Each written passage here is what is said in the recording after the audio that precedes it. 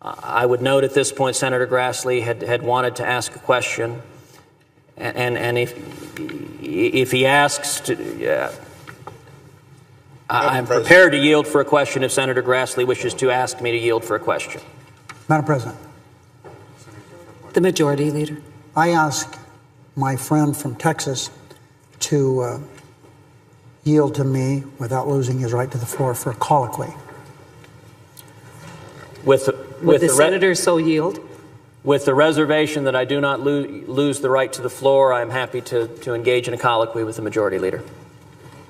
Madam President, first of all, this is not a filibuster.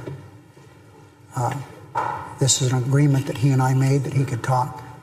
Now, let me say this. We're going to have a vote about 1 o'clock today. And after that's over, we'll follow the rules of the Senate. But my goal is to get this to the House of Representatives as quickly as possible. I think a lot of this time has been, without talking about what's transpired to this point, I would hope that we could collapse the time dramatically and move forward so that the House of Representatives can get what we're going to send back to them. You know, there's a possibility that they may not accept what we send them, and they may want to send us something back. If we use all this time under the rules as they now exist. President, since I did not yield my right to the floor, I was amenable to a colloquy, but the Majority Leader is giving a speech, and given that, as I understand it, the Majority Leader is not going to consent to extend the time, I have 24 minutes, and so I'm going to reassert my time on the floor since I have not yielded my time on the floor. If I could ask a consent agreement with my friend. Is there objection? There is objection. I'm sorry, I cannot be asked to consent to an unnamed consent agreement. And given that the Majority Leader, as I understand it, is not going to consent to extend my time, then let me say quite simply to the Majority Leader that I will yield time to you for a question when the Majority Leader is prepared to yield to the American people. But I'm not going to yield prior to that because Senator Grassley and Senator Sessions and Senator Inhofe are waiting to speak, and I believe they are endeavoring to listen to the American people. And if the Majority Leader is going to cut off and muzzle us in another 24 minutes, then at this point I don't feel it is appropriate to allow the Majority Leader to consume that time. And so I will note to any of the senators who are here, if anyone would care to, I know a number of you are waiting to ask questions, that I'm prepared to yield for a question to any of you. I have a question I'd like to ask my friend from Texas. Senator from Texas, without yield for a losing question. The floor. Without losing. I will yield for a question without yielding the floor. From between 12 and 1 o'clock, would my friend yield to Senator McCain for 15 minutes of that time? That question is asked, but it will not prove necessary, absent the consent that I promulgated, and I'm assuming that would not be acceptable to the majority, because my time will end at noon. So there's nothing left to yield, because as I understand it on the Senate rules, when the new legislative day begins and the prayer begins, my time yields. So with that... No, Madam President, he has the right to talk from 12 to 1 o'clock. I'm asking, consent is, would he allow during that period of time Senator McCain to speak for 15 minutes?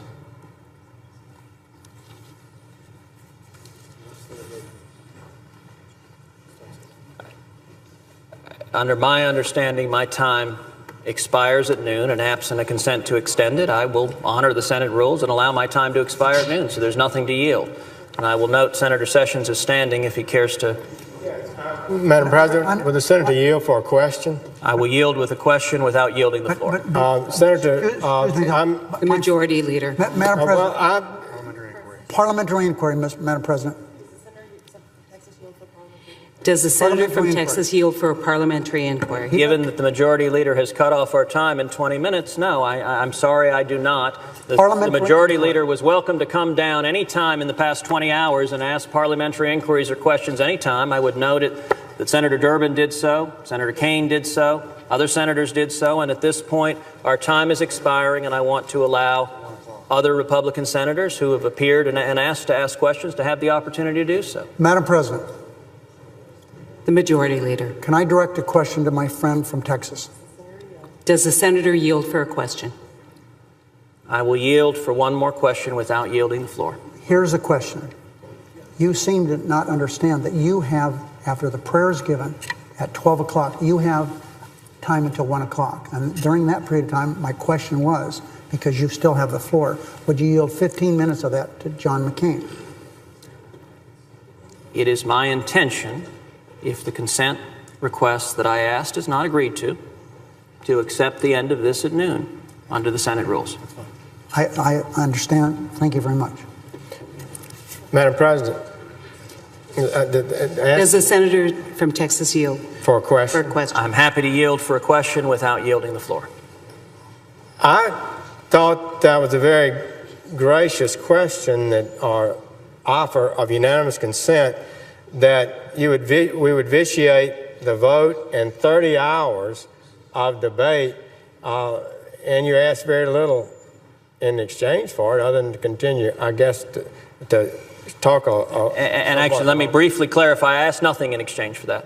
None of those were contingent on each other. Those were three independent unanimous consent requests, which are simply the majority leader wanted to consent to any of those. Those were not, it wasn't an offer of horse trade. It was simply, I think all three of those make sense. I think any one of the three of them makes sense. If he chooses to reject them all, that's his prerogative, and that's fine. I was just suggesting we not waste this body's time by doing so. Well, to follow up on that, then it seems to me that what you were saying would be an offer that would most everyone here would be pleased to receive and accept, unless they have some surreptitious motive. In addition, I think your request to be allowed to continue to speak is reasonable. I think you've earned the right to ask that. You've now spoken, and the American people are watching. Fourth longest time, I believe, any filibuster or just floor time has been held by a senator. I think that's a perfectly reasonable request to allow you to continue to express the concerns that you've expressed. So I'm somewhat taken aback that it wasn't agreed to, and but to just again to make clear, it would seem to me little, if any, reason that they would object to that. Majority would object to that. Well, I thank my friend from Alabama, and I would note that unfortunately, I'm not surprised that none of those consent were taken. I note the first two consents, one would think would be quite amenable, and yet, look, throughout this debate, the problem has been the majority does not want to listen to the American people and doesn't want to debate in front of the American people, particularly about the merits of Obamacare. They don't want to talk about how Obamacare is failing millions of Americans. They don't want to talk about how millions of Americans are losing their jobs or not being hired. They don't want to talk about how millions of Americans are facing being pushed into part-time work. They don't want to talk about how millions of Americans are either losing their health insurance or at risk of losing their health insurance. And so this process is all about, sadly, the Democratic majority not listening to the American people. And the whole purpose of this filibuster was to do everything we could to draw this issue to the attention of the American people so the American people could be heard. And if the American people speak with sufficient volume, I continue to have confidence that this body, that the senators on both sides of the aisle will have no choice but listen.